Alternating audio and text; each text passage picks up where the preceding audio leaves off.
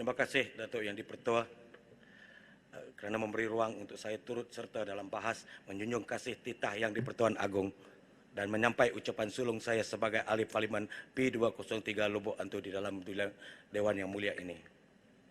Salam sejahtera dan salam perkenalan.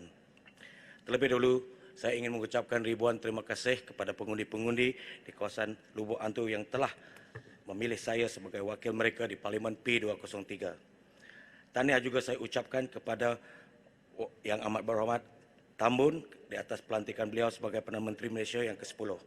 Tahniah juga buat sahabat-sahabat ahli Parlimen yang telah berjaya dipilih sebagai wakil rakyat di kawasan masing-masing dalam PRU yang lepas.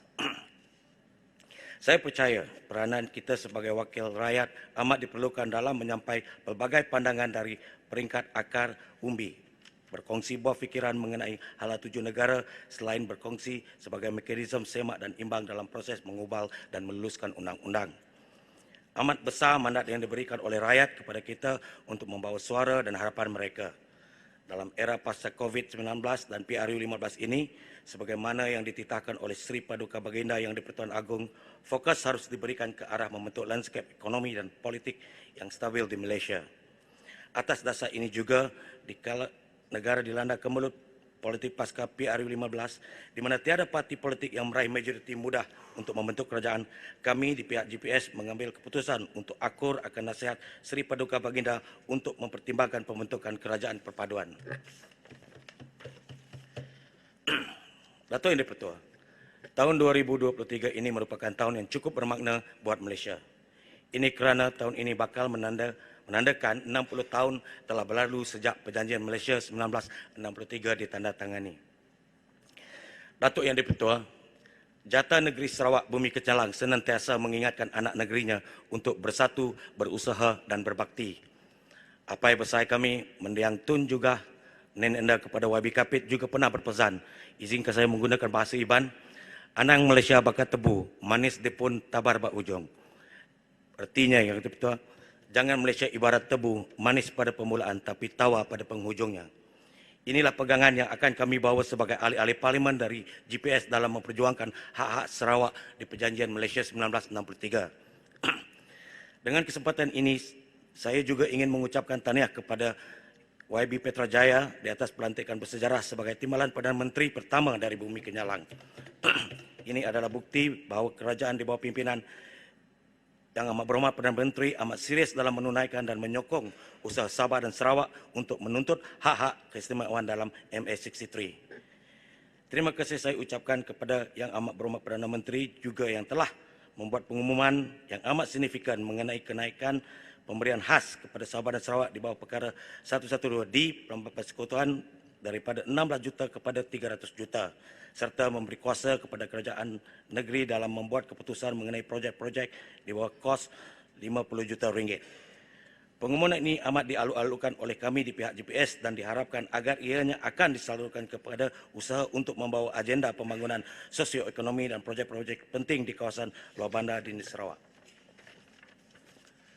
Datuk Yang di-Pertua, saya bersetuju dan menyokong bahas daripada Keningau sebentar tadi di mana berkenaan dengan status pengiktirafan Sabah Sarawak sebagai wilayah.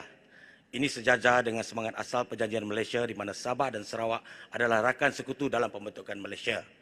Pada khemah saya, eloklah seandainya pengiktirafan status Sabah dan Sarawak sebagai wilayah dapat dimaktubkan di dalam Perlembagaan Persekutuan. Datuk Yang di-Pertua, perkara ini memerlukan pindaan ke atas Pasal 2 Perkara 1 Perlembagaan Persekutuan bagi menggantikan perkataan negeri kepada wilayah. Sekiranya diwartakan, ianya akan memberi asas perundangan yang kukuh kepada status Sabah dan Sarawak sebagai wilayah Borneo dalam Malaysia yang mempunyai keistimewaan dan hak-hak tersendiri. Saya difahamkan perkara ini masih diusahakan oleh Yang Amat Berhormat Perdana Menteri, maka saya berharap ianya dapat membuahkan hasil di masa yang terdekat ini. Tuntasnya, inisiatif ini merupakan langkah yang penting dan positif dalam usaha untuk menyelesaikan isu mengenai tuntutan hak-hak Sabah dan Sarawak yang masih perlu dirunding seperti isu penambahan kerusi Parlimen Sabah Sarawak, semakan ke atas royalti minyak serta kuasa dan keistimewaan lain negeri Sabah dan Sarawak seperti yang tersenarai di bawah senarai negeri dalam Perlembagaan Persekutuan. Datuk Yang Pertua, Pelabuhan dan pengkalan adalah merupakan salah satu daripada perkara di bawah senarai negeri seperti mana yang termaktub di dalam perkara 95B 1A di senarai nombor 2 jadual 9 Perlembagaan Persekutuan. Dalam hal ini, Kerajaan Pusat wajar mengambil kira hasrat Kerajaan Negeri Sarawak untuk tidak meneruskan status Pelabuhan Bintulu sebagai pelabuhan persekutuan. Ini bagi membolehkan Pelabuhan Bintulu diurus dan dimajukan lagi sebagai pelabuhan negeri sekaligus dibangunkan sebagai hub pengangkutan utama di rantau Asia Pasifik. Dato' Yang Dipertua, Sarawak telah menyumbang hasil negerinya pada pendapatan negara. Mengikut data dari Unit Perancangan Ekonomi Sarawak pada 2021, Sarawak telah menyumbang 9.5% daripada KDNK, di mana Sarawak merupakan penyumbang yang ketiga terbesar di negara Malaysia selepas Selangor dan wilayah persekutuan Kuala Lumpur. Maka pada khemah saya, hasrat Sarawak untuk meletak Pelabuhan Bintulu di bawah bidang kuasa kerajaan negeri adalah satu permintaan yang munasabah dan wajar dipertimbangkan bagi memudahkan sistem kawal selia yang lebih efisien terhadap pelabuhan tersebut, sekaligus merancangkan ekonomi negara. Tuan Yang Dipertua, suka saya mendengar titah Seri Paduka Baginda yang menekankan pembangunan sosioekonomi dan infrastruktur berkualiti serta akses penghubung jalan di kawasan luar bandar. Pastinya, di Dewan Yang Mulia ini banyak kali kita mendengar gesaan wakil-wakil rakyat dari kawasan luar bandar, khususnya dari Sabah Sarawak, untuk membangun dan menaikkan infrastruktur seperti jajaran jalan, bekalan air bersih dan bekalan elektrik. Tidak kurang juga yang memohon membina balai polis, bomba, menaik taraf fasiliti kesihatan serta pendidikan, serta meluaskan perkhidmatan telekomunikasi dan internet ke kawasan mereka. Besar harapan saya agar Kerajaan Perpaduan pada hari ini melalui kementerian-kementerian yang terlibat dalam dan pembentangan belanjawan pada Jumaat ini akan meneruskan usaha untuk membangunkan kawasan luar bandar agar penduduk di kawasan luar bandar tidak terus ketinggalan. Dalam hal ini, Sabah dan Sarawak harus diberikan peruntukan yang setimpal dengan negeri-negeri yang lain seperti di Malaysia. Saya ingin mengucapkan terima kasih kepada rakan saya YB Gombak yang juga telah membangkitkan dalam perbahasan beliau supaya Sabah dan Sarawak diberikan peruntukan yang setimpal. Peruntukan yang setimpal akan pasti mengurangkan jurang pembangunan di antara Semenanjung Malaysia dengan Sabah dan Sarawak.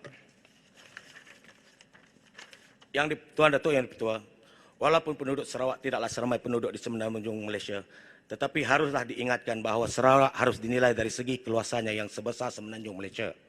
Oleh itu, Sarawak harus diberi tumpuan dari segi pembangunan infrastruktur bagi memajukan keseluruhan kawasan-kawasan yang masih ketinggalan dari segi pembangunan. Sebagai ahli Parlimen Lubuk Antu, tidak lengkap ucapan sulung saya sekiranya saya tidak menyentuh sedikit mengenai keperluan dan untuk membangun dan menaikkan infrastruktur di kawasan Lubuk Antu. Ini kerana sebahagian daripada penduduk di kawasan Lubuk Bandar seperti Lubuk Antu masih menetap di rumah-rumah panjang yang secara geografiknya terletak di kawasan hulu sungai yang bergunung ganang. Tuan Yang Dipertua, saya amat terharu apabila mendengar ucapan Seri Paduka Baginda yang di-Pertuan Anggur berhasrat untuk menjelajah lebuh raya Pen Borneo apabila ianya siap sebelum tuanku berangkat pulang ke Istana Pahang. Saya faham bahawa setakat ini lebuh raya Pen Borneo telah siap sebanyak 90% di Sarawak. Sesungguhnya hasrat tuanku juga adalah cerminan hasrat rakyat jelata di negeri Sarawak, termasuk kami yang tinggal di kawasan Parlimen Lubuk Antu. Namun adalah molek kiranya penduduk-penduduk di Rumah Panjang juga dapat menikmati kemudahan jalan berturap bagi menghubung mereka dengan lebuh raya Pen Borneo ini nanti. Dengan adanya pembangunan jalan berturap yang menghubungkan kawasan pedalaman dengan lebuh raya Pen Borneo ini, ia akan merupakan jurang pembangunan antara bandar dan desa. Sebaik-baiknya pengagihkan peruntukan pembangunan antara Semenanjung Malaysia dengan Sabah dan Sarawak adalah adil dan sesatna. Bak kata pepatah menyatakan, hati gajah sama dilapah, hati kuman sama dicecah. Jangan ada sekali jurang pembangunan yang besar di antara bandar dan desa.